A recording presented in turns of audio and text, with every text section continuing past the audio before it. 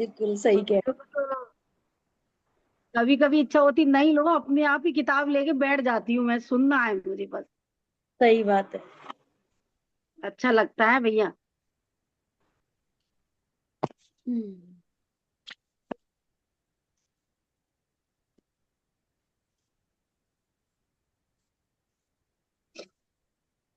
Lucky, कल क्या हुआ, मैंने कूड़ा डाला और वो बटोर रहा था, उसके ऊपर सा गिर गया, मार डाला। बोलो ऊपर से गिरा।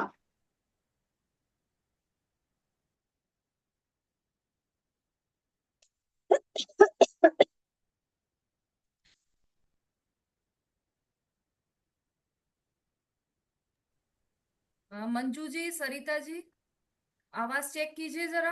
आवाज सही आ रही है क्या? जी दीदी। दीदी दीदी हल्की आ रही है। हल्की आ रही है आवाज। हल्की आ रही है बस दीदी। अच्छा, अभी अभी फिर से चेक करना।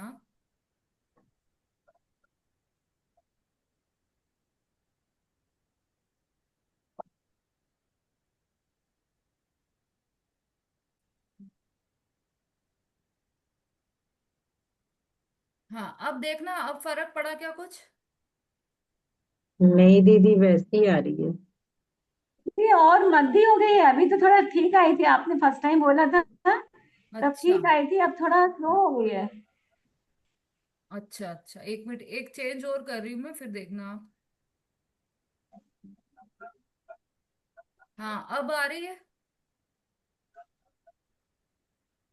आ रही है, आवाज तो आ रही है, बस स्लो है ऐसा दीदी। लगता है जैसे दूर से आ रही हो, इस टाइप से आती है। इसमें दीदी आपकी आवाज ही डिस्टर्ब होती है, बाकी जितने और दूसरे सब लोग बोलते हैं तो आवाज बराबर आती है। जैसे अब आ रही है। मैंने अब मंजू जी बोले तो मेरे को आवाज अच्छी आती है। एक सेकेंड। अब देखिए, अब कुछ बढ़ी है क्या? हाँ हाँ हाँ, अब पहले थोड़ा से बड़ी तेज है है अब। ये। हाँ अच्छा, अभी और समझ देखना में अब। आ रही है अब आवाज। आ रही है। अब ठीक से आ रही है। हाँ। दीदी समझ हम्म। में आ रही है आपकी आवाज। मैंने उतना तेज तो दीदी नहीं आती, जैसे नॉर्मल आ रही थी, पर पहले की अपेक्षा थोड़ा तेज है। ठीक है, मैं कुछ सेटिंग चेंज किए हैं। अब देखते हैं आज ऐसे ही क्लास लेकर। कल से बेटर है दीदी दीदी। आज अच्छा, सही है। हाँ। ठीक है। ओके।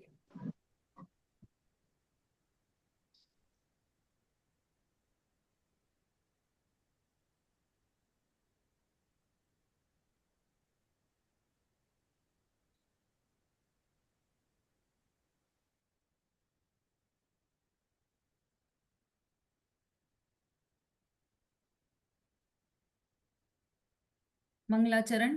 नमो अरिहंताणं, नमो सिद्धाणं, नमो आयरियाणं, नमो उवझायाणं, नमो लोये सवसाहुणम्,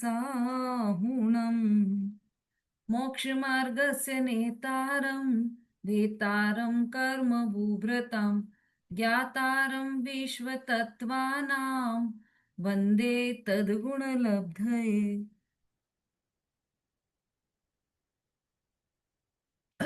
तत्वार्थ सूत्र जी ग्रंथ है। छठा अध्याय चल रहा है हमारा, आश्रव अधिकार है यह। छठे अध्याय में हम कर्मों का आश्रव कैसे होता है यह समझ रहे हैं, और उसमें भी हम अभी नाम कर्म के आश्रवों की चर्चा कर रहे हैं।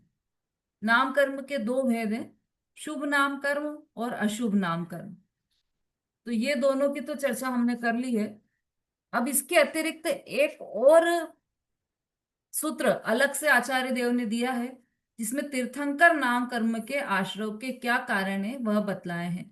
तो पहले तो ये समझे हम कि तीर्थंकर प्रकृति भी आश्रव का फल है। ठीक है। तीर्थंकर प्रकृति संवर निर्जरा नहीं है, तीर्थंकर प्रकृति आश्रव है, और वह भी कर्म है, कर्म प्रकृति है। पहले तो ये बात हमारे चित्त में अच्छी तरह से हमें बिठा लेना चाहिए कि तीर्थंकर प्रकृति भी शुभ नाम कर्म की प्रकृति है। अब इसके बाद कल हमने जो चर्चा की थी वो तो सब आपके ध्यान में हो गई होगी ही। बहुत सारे पॉइंट्स जो इसके केंद्र बिंदु हैं इन 16 कारण भावना के, वो हमने लिखे भी थे, समझे भी थे। अब आज हम थोड़ा सा डिटेल में चल रहे हैं। हाँ, जो कल के प्रश्न थे उसके उत्तर भी इसी विषय में आने वाले हैं। नहीं आएंगे तो फिर हम लास्ट में फिर उसका बोलेंगे, बताएंगे। हाँ अनीता जी बोलिए, रेखा जी। नहीं जय दीदी, जैन दीदी। दीदी आवाज तो बहुत पहले का क्लियर आ रही है, बहुत तेज भी आ रही है। अच्छी आ रही है मैडम, आवाज तो अच्छी आ रही है। हाँ बहुत अच्छी आ रही है। हाँ बहुत अच्छी आ रही है। इन लोगों के माइक में कोई प्रॉब्लम होगी। हाँ, नहीं अब अच्छा, अब बढ़ा दिया है उसको, माइक को। तो आप जिनके यहाँ तेज आ रही है वो अपना वॉल्यूम कम कर लीजिए मोबाइल का, और जिनके यहाँ नहीं आ रही अब उनके यहाँ अच्छी आने लगी होगी।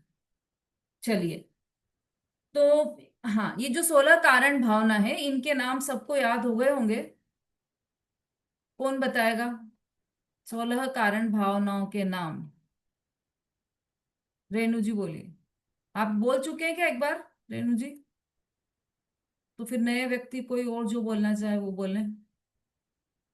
सरिता जी। जय श्री राम दीदी। हम्म। 16 कर्म भावना के नाम, पहला दर्शन विशुद्धि, विनय संपन्नता, शील व्रत, अनातिचार, फिर शक्ति के अनुसार तप, शक्ति के अभीक्ष्ण अनुसार ज्ञानोपयोग। त्याग है जी। अभीक्ष्ण ज्ञानोपयोग। हाँ, अभीक्षण ज्ञानोपयोग, फिर शक्ति के अनुसार त्याग, शक्ति के अनुसार तप, साधु साधु समाधि, फिर वय व्रतकरण, अनंत भक्ति, आचार भक्ति, बहुशुद्ध भक्ति, प्रवचन भक्ति, आवश्यक परिहारणी, मार्ग प्रभावना और प्रवचन, वात्सल्य, ऐसी 16 कारण भावना। 16 हो गए क्या? जी, इसमें कुछ रह गई है क्या? साधु साधु समाधि के बाद कुछ रह गया कि वय व्रतकरण छोड़ी है शायद मैंने। साधु समाधि के बाद चलिए, अब हम तो नहीं मार्ग बोल, में पर सारे निकलती है आपकी दीदी जी को ही दीदी। कुछ कमी लग रही है इसमें, तो उनसे ही पूछ लेते हैं। बोलिए शोभा जी। दीदी संवेग छोड़ दिया। हाँ, संवेग संवेग। गया था आपका, संवेग भी 16 कारण भावना में। चलिए अर्चना जी बोलिए। दीदी मैं ही बोलूं? दीदी मैं बोलूं? हाँ, आपने एक बार बोल लिए ना शोभा जी। नहीं बोला दीदी, अभी एक बार भी नहीं बोला। चलिए बोलिए। द- हाँ हाँ, अर्चना जी आप बोलिए, उसके बाद शोभा जी बोलेंगे। दर्शन विशुद्धि भावना, विनय संपन्नता, शील वृत्तिचार, अभिक्षण ज्ञानोपयोग, संवेग, शक्ति त्याग, शक्ति तप, साधु समाधि, वैयाव्रत, अरिहंत भक्ति, आचार्य भक्ति, बहुसुत भक्ति, प्रवचन भक्ति, आवश्यक परिहारिणी, मार्ग प्रभावना, प्रवचन वश। सही है, शोभा जी बोलिए। जय हिंद दीदी। दर्शन विशुद्धि, विनय संपन्नता, दर्शन विशुद्धि, विनय संपदा, शील एवं व्रत में अनतिचार, और अभीक्षण ज्ञानोपयोग, संवेग, शक्ति अनुसार तप और त्याग, साधु समाधि, वैयाव्रतकरण, और अरिहंत भक्ति, आचार्य भक्ति, बहुश्रुतवंती, प्रवचन भक्ति, आवश्यक परिहारिणी, मार्ग प्रभावना, प्रवचन वात्सल्य। बढ़िया। और भी लोगों के हैंड रेज हो रहे हैं, सुनेंगे हम उनसे। अभी पहले हम इसका अर्थ समझ लेते हैं, एक एक जो 16 कारण भावना की 16 भावना है उनका पहले हम शॉर्ट में अर्थ समझते हैं, उसके बाद फिर और चर्चा करेंगे इसके बारे में। हाँ, तो पेज नंबर 443, सूत्र नंबर 24, उसमें 16 भावनाओं के संबंध में विशेष वर्णन, ये निकाल लीजिए आप लोग।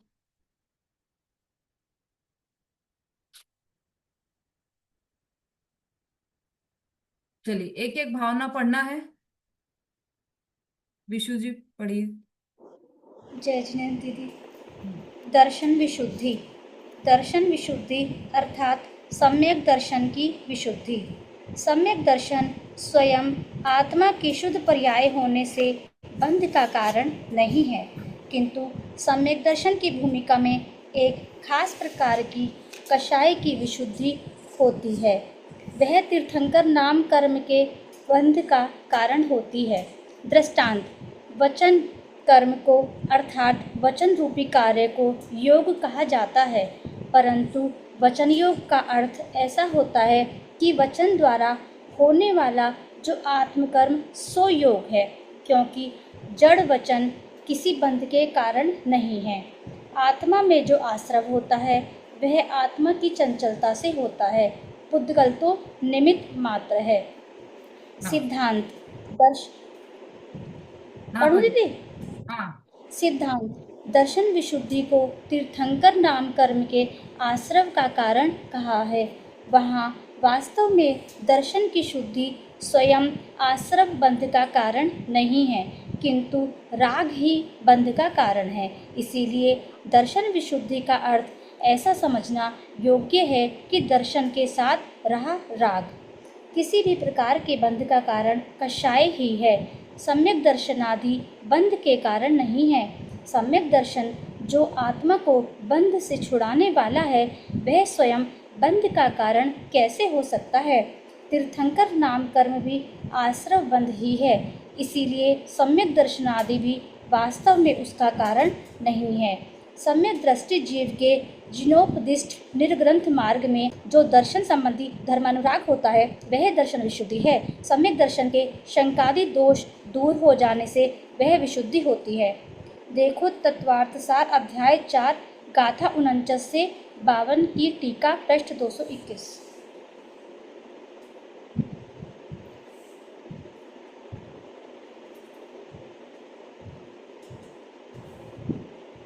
हाँ जी, देखिए 16 कारण भावनाएं, 16 भावनाएं हैं ये, और इन 16 भावनाओं का क्या स्वरूप है वो हम समझ रहे हैं। पहली भावना है दर्शन विशुद्धि भावना। इसका क्या अर्थ है वो देखते हैं। दर्शन विशुद्धि अर्थात सम्यक दर्शन की विशुद्धि। शब्द आया ना, दर्शन विशुद्धि, तो दर्शन का अर्थ यहाँ पर श्रद्धा लगाना है ना। सम्यक दर्शन में भी दर्शन का अर्थ श्रद्धा है, दर्शन विशुद्धि में भी दर्शन का अर्थ श्रद्धा है। तो श्रद्धा की विशुद्धि मतलब सम्यक दर्शन की विशुद्धि। सम्यक दर्शन स्वयं आत्मा की शुद्ध पर्याय होने से बंध का कारण नहीं है ना। जो सम्यक दर्शन है वह मोक्ष का कारण है या बंध का कारण है, तो ये तो हम पहले ही सूत्र में देख लिया है। सम्यक दर्शन ज्ञान चारित्राणी बंध मार्ग, क्या है सूत्र? सम्यक दर्शन ज्ञान चारित्राणी, भूल गए सब? सम्यक दर्शन ज्ञान चारित्राणी मोक्ष मार्ग। जो सम्यक दर्शन, सम्यक ज्ञान और सम्यक चारित्र है वह मोक्ष का मार्ग है। अब और यहाँ पर क्या देखो, आपको विरोधाभास लगेगा जिनवाणी में जगह जगह। यहाँ पर हम आश्रव का कारण देख रहे हैं और उसमें दर्शन विशुद्धि आया है, और स्टार्टिंग में कह दिया कि सम्यक दर्शन मोक्ष का मार्ग है। तो जो आश्रव का कारण है वह मोक्ष का मार्ग हो सकता है कि नहीं हो सकता? हम्म, जो आश्रव का कारण है वह मोक्ष का मार्ग होगा या नहीं होगा? आरती जी। वो नहीं होगा दीदी। जो आश्रव का कारण होगा वो मोक्ष मार्ग कैसे होगा? बिल्कुल सही। जो आश्रव का कारण है वह मोक्ष का मार्ग नहीं हो सकता, क्योंकि आश्रव का जो कारण है वह उससे तो बंद होगा है, और मोक्ष तो बिल्कुल अपोजिट है। तो ये कैसे हो सकता है? पर अब जिनवाणी में तो दोनों बातें दी है। पहले लिख दिया मोक्ष का कारण है सम्यक दर्शन, अब कह रहे हैं कि बंध का आश्रव का कारण है सम्यक दर्शन। दर्शन विशुद्धि अर्थात सम्यक दर्शन, और सम्यक दर्शन वो किस में लिया है? आश्रव के अधिकार में लिया है।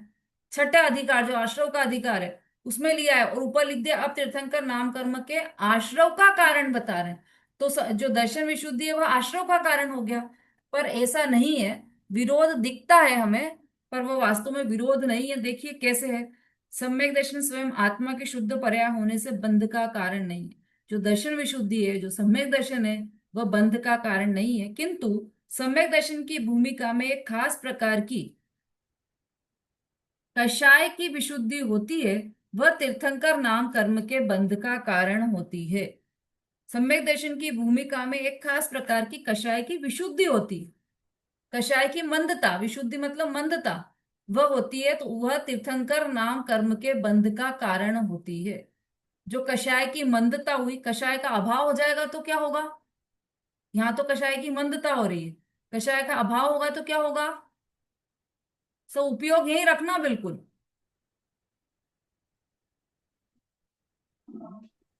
दीदी कसाय का अभाव होगा तो फिर तो सीधे मोक्ष हो जाएगा, मोक्ष हो जाएगा। लास्ट में योग। अब ये कषाय अभाव नहीं हुई है, लेकिन मंद रूप हुई है।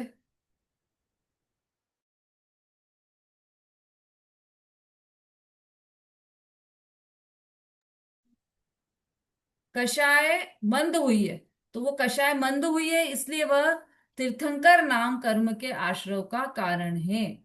कैसे वो बता रहे हैं?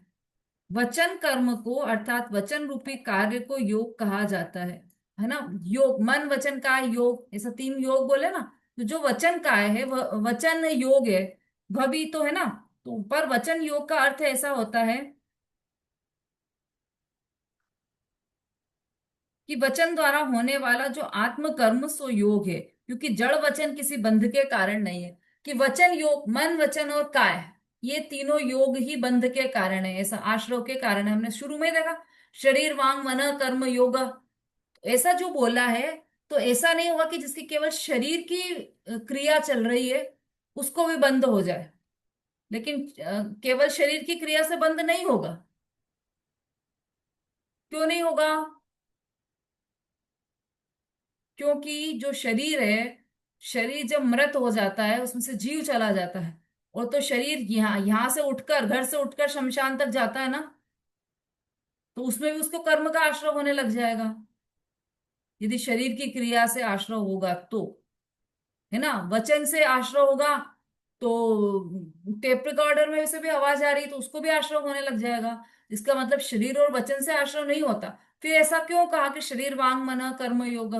वह ऐसा इसलिए कहा कि देखो, वचन द्वारा होने वाला जो आत्म कर्म सो योग है, जब वो वचन निकल रहे हैं उस समय जो आत्मा के परिणाम चल रहे हैं, आत्मा में आत्म प्रदेशों में परिस्पंदन पना चल रहा है, वह योग है, वह आश्रव का कारण है। क्यों? क्योंकि जड़ वचन किसी बंध के कारण नहीं है। जो वचन है वह जड़ है। जड़ मतलब उद्गल है। कहां पर आई है ये बात? कि ये तो अपने मन मन से लिख दिए सब। जो वचन है वह पुद्गल है, ये बात कहीं आई है? किसी ग्रंथ में कहीं पर आई है? रेणु जी?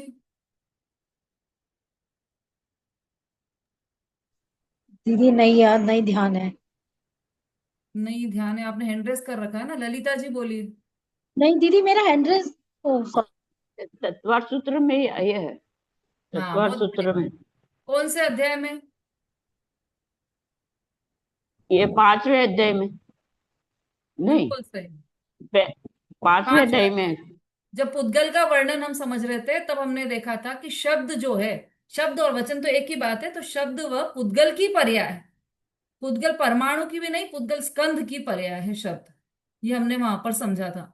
तो ये जो जो जो पुद्गल है उससे आत्मा को कैसे बंध होगा, आत्मा को कैसे आश्रय होगा? इसलिए ये बोला कि जो जो वचन योग है, तो वह वचन योग, वह केवल जड़ वचन के कारण उसको वचन योग नहीं कहा है। उसको किस लिए कहा?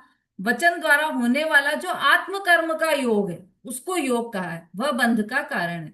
क्योंकि जड़ वचन किसी बंध के कारण है। आत्मा में जो आश्रय होता है वह आत्मा की चंचलता से होता है। पुद्गल तो निमित्त मात्र है और निमित्त करता नहीं होता। ये बात ध्यान में रखना हमेशा। बार बार निमित्त शब्द आएगा, तो निमित्त शब्द में से यही अर्थ निकालना है आपको कि करता नहीं। निमित्त मतलब करता नहीं, हमेशा। अपन बोलते हैं निमित्त तो है ना, अरे कोई बात नहीं, निमित्त तो बने ना हम। तो निमित्त बनना मतलब आप कुछ करता नहीं हो उसके, ये बात ध्यान में रखना, ठीक है। अब पुद्गल तो निमित्त मात्र है, तो जो वचन जो बोले जा रहे हैं वो जड़ है, वो पुद्गल है, वो तो निमित्त मात्र है। उसके वचन बोलने रूप जो परिणाम जीव के हैं वह है वचन योग। उसी प्रकार दर्शन विशुद्धि को तीर्थंकर नाम कर्म के आश्रव का कारण का। अब ये जो दर्शन विशुद्धि है, पहला ही पॉइंट, पहली ही भावना, उसको तीर्थंकर नाम कर्म का आश्रव का कारण कहा है। वहां वास्तव में दर्शन की शुद्धि स्वयं आश्रव बंध का कारण नहीं है, किंतु राग ही बंध का कारण है।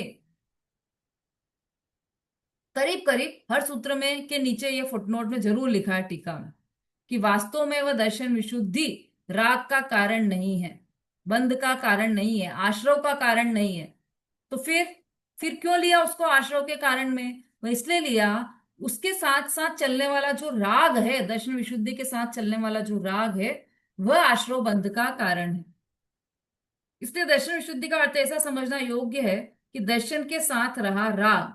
दर्शन विशुद्धि मतलब दर्शन के साथ रहा राग। अब सम्यक दर्शन और दर्शन विशुद्धि में यही अंतर है। दर्शन विशुद्धि में आएगा सम्यक दर्शन के साथ रहा हुआ राग, और सम्यक दर्शन में तो आएगा शुद्ध सम्यक दर्शन, आत्मा की अनुभूति, स्वानुभूति, स्वसंवेदन, ये सब सम्यक दर्शन है। मतलब श्रद्धा, अहम, तो सच्चे सच्ची श्रद्धा वह है सम्यक दर्शन। उसमें राग का काम नहीं है। और दर्शन विशुद्धि में राग है साथ में, जो उसके कारण इसको दर्शन विशुद्धि शब्द दिया है। किसी भी प्रकार के बंध का कारण कषाय ही है। कोई भी बंध होगा तो उसका कारण मूल में, उसके बेस में उसके कषाय ही रहेगी। सम्यक दर्शनादि बंध के कारण नहीं है।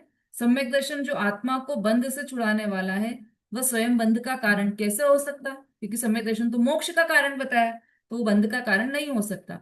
तीर्थंकर नाम कर्म भी आश्रव बंध ही है, इसलिए सम्यक दर्शनादि भी वास्तव में उसका कारण नहीं है।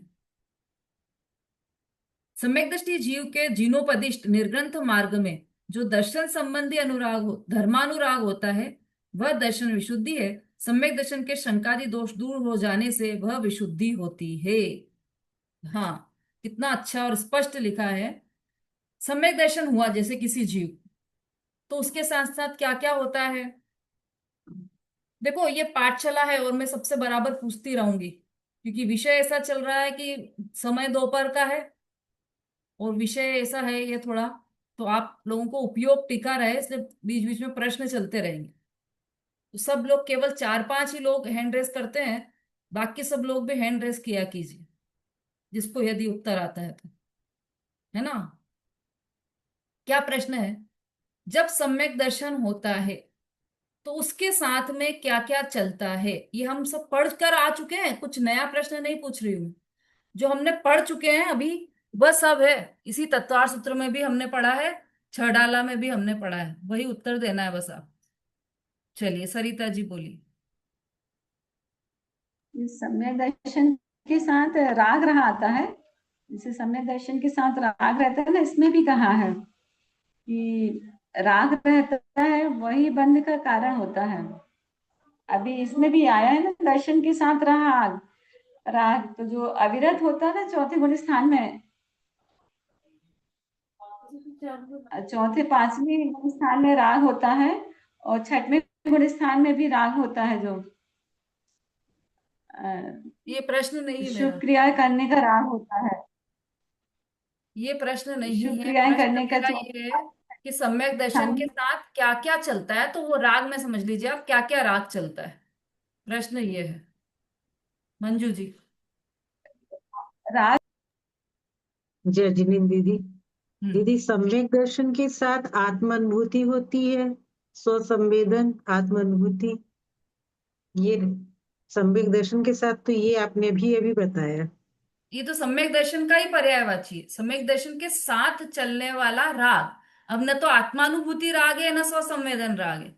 मैं पूछ रही हूँ सम्यक तो दर्शन के साथ चलने वाला राग। उसके उसके साथ दीदी मंद कषाय होती है, वही तो वही प्रश्न है, राग। जो मंद कषा है, जो राग है, वह कौन कौन से हैं? ये प्रश्न है मेरा। चलिए विमलेश जी। जय हिंद दीदी। दीदी, सम्यक दर्शन सराग होता है और वीतराग होता है।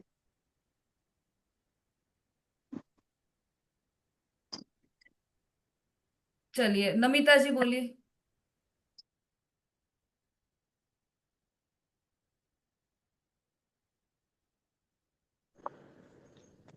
जय जैन दीदी। हम्म दीदी सम्यक दर्शन में एक चौकड़ी कषाय का अभाव हो जाता है, लेकिन तीन चौकड़ी तो चलती हैं, 9 कषाय भी चलती हैं, तो ये सम्यक दर्शन के साथ में चलता है ये।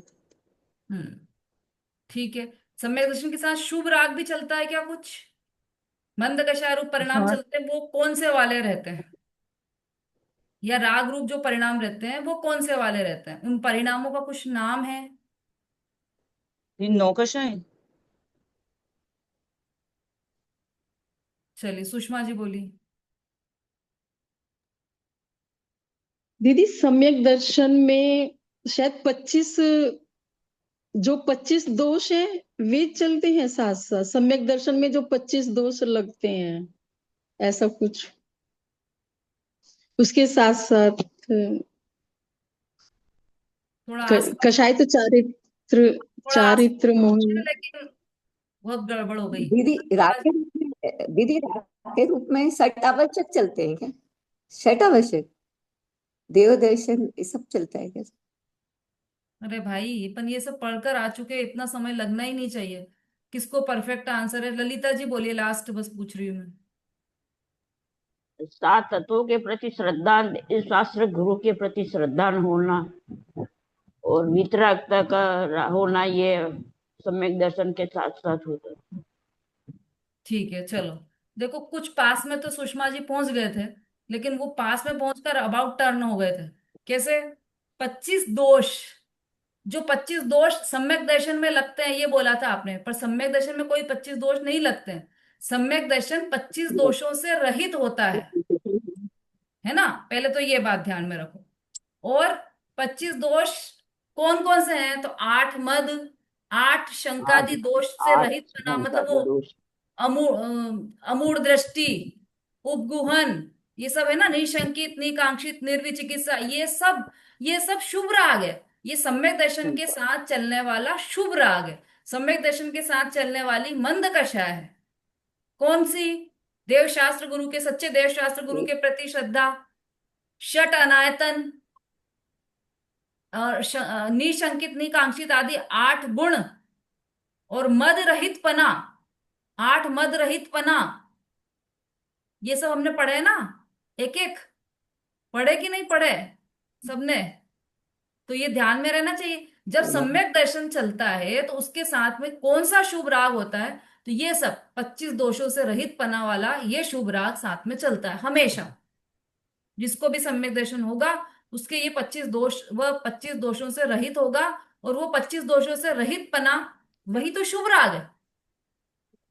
जो स्वानुभव है वह तो राग नहीं है, वह तो संवर है, निर्जरा है वो तो।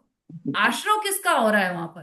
तो ये जो शुभ राग हुए हैं, कि प्रभावना नाम का अंग हुआ जैसे मान लो, या निशंकित अंग हुआ या प्रभावना अंग हुआ, तो उसके फलस्वरूप उसको कैसे विचार आएंगे कि पूरे जिन धर्म की प्रभावना हो जाए सब दूर, खूब जोरदार जुलूस निकाला निकाला जाए, पूरे शहर में खूब खूब भक्ति की जाए, ऐसे परिणाम आएंगे। तो ये सब परिणाम, इन परिणामों से मोक्ष होगा क्या?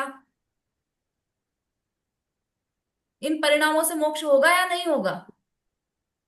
अरे नहीं सिंपल, होएगा जी, नहीं होगा। गर्दन हाँ या ना में कर सकते हो आप लोग। नहीं होगा, नहीं होएगा, इनसे मोक्ष नहीं ठीक है, रागे मोक्ष नहीं होगा, तो फिर क्या होगा इन परिणामों से? राग संसार का ही बंद होगा। हाँ, क्योंकि ये राग राग होगा। रूप है, ये राग है, ये मंद कषाय है। रागे संसार का, तीव्र कषाय नहीं है, तीव्र कषाय का अभाव हो गया, लेकिन मंद कषाय रूप जो ये परिणाम है, इन सब, ये सब शुभ राग है, और इसके कारण आश्रव होगा और बंध होगा। तो किसका आश्रव होगा? शुभ कर्म का आश्रव शुभ होगा, शुभ आश्रय होगा, शुभ आश्रय होगा। शुभ आश्रव। अब यहाँ पर यही तो बोल रहे हैं, देखो सम्यक दृष्टि जीव के जिनोपदिष्ट निर्ग्रंथ मार्ग में जो दर्शन संबंधी धर्मानुराग होता है वह दर्शन विशुद्धि है। सम्यक दर्शन के शंकादिक दोष दूर हो जाने से वह विशुद्धि होती है। हाँ दीदी ये प्रश्न है, जिनोपदिष्ट का अर्थ? जो जिनेन्द्र भगवान ने बताया, जिनके द्वारा उपदिष्ट, उपदेशित किया गया, जिनेन्द्र भगवान के द्वारा उपदेशित किया गया, मतलब जिनेन्द्र भगवान द्वारा बताया गया जो निर्ग्रंथ मार्ग है, हाँ उसमें जो दर्शन संबंधी धर्मानुराग होता है, दर्शन संबंधी क्यों लिखा है यहाँ पर शब्द? क्योंकि दर्शन मतलब सच्ची श्रद्धा, श्रद्धा संबंधी। श्रद्धा तो हो गई, श्रद्धा कैसी हो गई कि मैं तो त्रिकाल एक रूप रहने वाला ज्ञायक परमात्मा हूं। उस श्रद्धा के साथ में शुभ राग चल रहा है। जिन दर्शन, जिन धर्म में निशंकित हो गया, निकांक्षित हो गया, निर्विचिकित्सापना आ गया, उसमें प्रभावनांग हो गया, साधर्मियों के प्रति वात्सल्य हो गया, ये सब साथ में चलने वाले शुभ राग है। किसके साथ में चलने वाले? सम्यक दर्शन के साथ में सम्यक चलने वाले जो ये शुभ राग हैं, वह ये इतनी, वह विशुद्ध परिणाम है। जो शुभ परिणाम है ना, उसको विशुद्ध परिणाम कहा जाता है। तो इन विशुद्ध परिणामों का के द्वारा आश्रव होता है। तो जब आश्रव होगा तो शुभ आश्रव होगा, और वही आश्रव दर्शन विशुद्धि कहलाती है। ठीक है, समझ में आ गई ये बात? देखो, ये जो 16 कारण भावना है, इन 16 कारण भावनाओं में सबसे मुख्य भावना है दर्शन विशुद्धि भावना। बल्कि ये कहें कि यह भावना, दर्शन विशुद्धि भावना ऐसी है जो जो कि सभी भावनाओं का आधार बिंदु है, सभी भावनाओं का केंद्र बिंदु है। यदि दर्शन विशुद्धि भावना नहीं होगी तो कोई सी भी भावना 16 कारण भावना नहीं होगी। इतनी इंपॉर्टेंट है ये दर्शन विशुद्धि भावना। तो इस दर्शन विशुद्धि भावना में क्या हुआ कि जो सम्यक दर्शन हुआ है, सम्यक दर्शन है, उसके साथ चलने वाला जो शुभ राग है वही है दर्शन विशुद्धि भावना। और इसके द्वारा शुभ आश्रव होता है, तीर्थंकर नाम कर्म का आश्रव होता है, सम्यक दर्शन के साथ चलने वाला जो शुभ राग है उसके कारण। इसमें बहुत सारी बातें अभी निकल कर आने वाली है, बहुत अच्छी अच्छी विशिष्ट बातें जो आपको ध्यान में रखना चाहिए जीवन भर। बहुत अच्छी अच्छी बातें अभी इसी में बीच में आने वाली, बीच बीच में जैसे जैसे समय मिलता जाएगा अपन लेते जाएंगे। हाँ, अब पढ़िए अगला। दीदी, जैसे कि यदि आस प्रदेशों की जो चंचलता ना रहे और ओनली योग रहे, तो योग में क्या होता होगा? योग में क्या रहता होगा? अब उसमें जैसे किसको है ऐसा, आत्म प्रदेशों की चंचलता नहीं है और योग है, ऐसा है किसी को? मेरे ख्याल से 13वें और 14वें स्थान में से लोग के भी 13वें गुण आयोग के स्थान भी। में रहती है। बिल्कुल सही। तो वो वहां पर केवल जो नोकर्म है वहां पर परिस्पंदन चल रहा है। मतलब वो जैसे द्रव्य मन भी है वहां पर, है ना, भाव मन नहीं है, द्रव्य मन है वहां पर। तो जो द्रव्य मन है उसका परिस्पंदन चल रहा है, भाव मन का परिस्पंदन नहीं चल रहा है। शरीर है तो शरीर विहार भी कर रहे हैं केवली भगवान, है ना, और वहां पर भी बैठे हैं, लेकिन उसमें हलन चलन है शरीर में, लेकिन आत्म प्रदेशों में कंपन नहीं। योग निरोध हो जाता है ना, फिर उसके बाद वो आत्म प्रदेशों का परिस्पंदन बंद हो जाता है। ये आत्मा का परिस्पंद बंद है तो वो कर्मों का आना रुक गया, कर्मों का आना आत्मा रुक का। गया। मतलब ईर्ष्यापत हाँ, आश्रव तो है उनको, पर वो आश्रव इरियापत बंद नहीं होगा, बंद नहीं बनेगा वो आश्रव, बंद नहीं होगा। आश्रव तो है वहां। चलिए नेक्स्ट पढ़िए, विनय संपन्नता।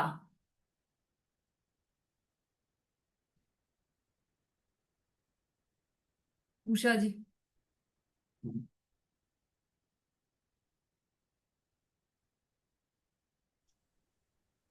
विनय संपन्नता, विनय से परिपूर्ण रहना सो विनय संपन्नता है। सम्यक सम्यक ज्ञानादि गुणों का तथा ज्ञानादि गुण संयुक्त ज्ञानी का आदर उत्पन्न होना सो विनय है। इस विनय में जो राग है वह आश्रव बंध का कारण है। विनय दो तरह की है, एक शुद्ध भाव रूप विनय है, उसे निश्चय विनय भी कहा जाता है।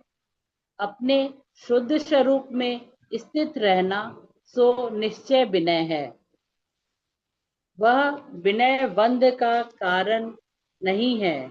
दूसरी शुभ भाव रूप विनय है, उसे व्यवहार विनय भी कहते हैं।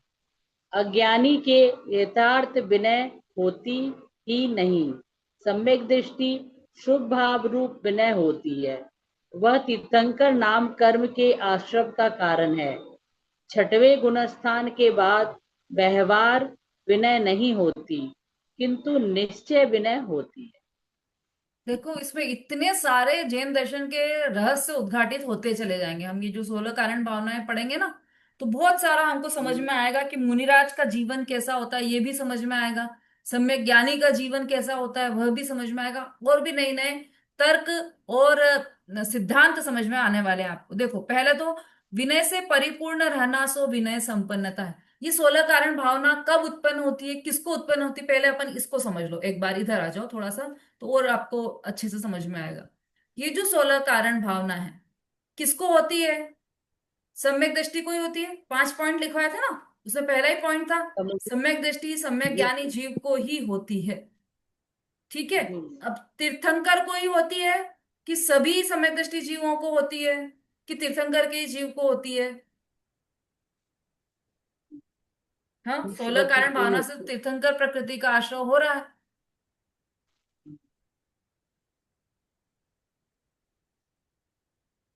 हाँ, बोलिए अभिलाषा जी।